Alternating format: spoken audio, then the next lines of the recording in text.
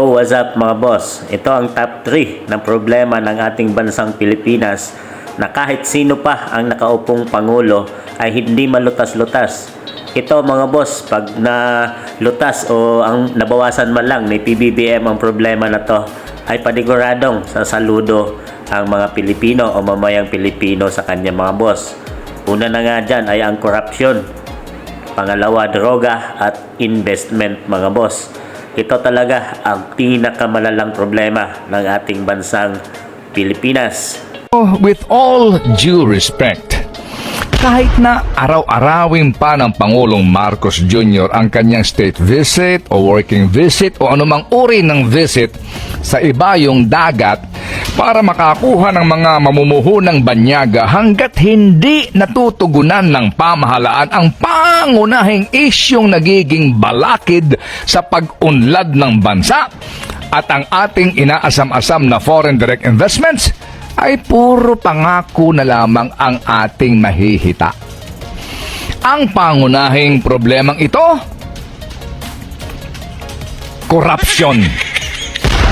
At ang hirap na pinagdaraanan ng mga negosyante, lokal man o dayuhan, sa pagnenegosyo sa Pilipinas.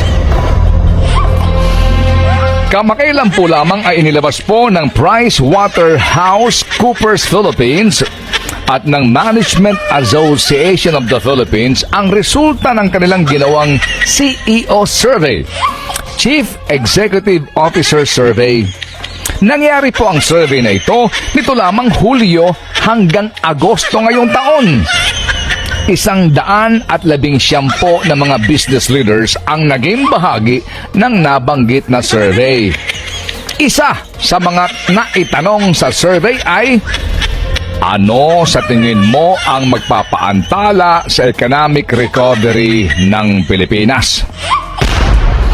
Ang nakakuha ng pinakamataas na porsyento ay ano pa kundi ang korupsyon.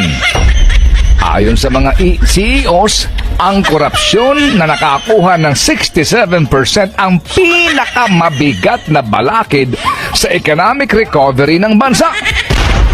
Korupsyon ang numero unong problema na nakikita po ng mga business leaders na sinundan ng lower domestic and foreign investments, political uncertainty, uncontrolled inflation, rising oil prices, lower quality of education, at maraming iba pa.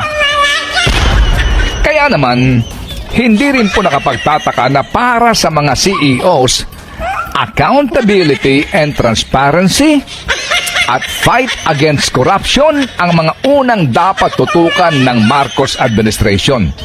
Pumapangatlo lamang ang attracting more foreign investment.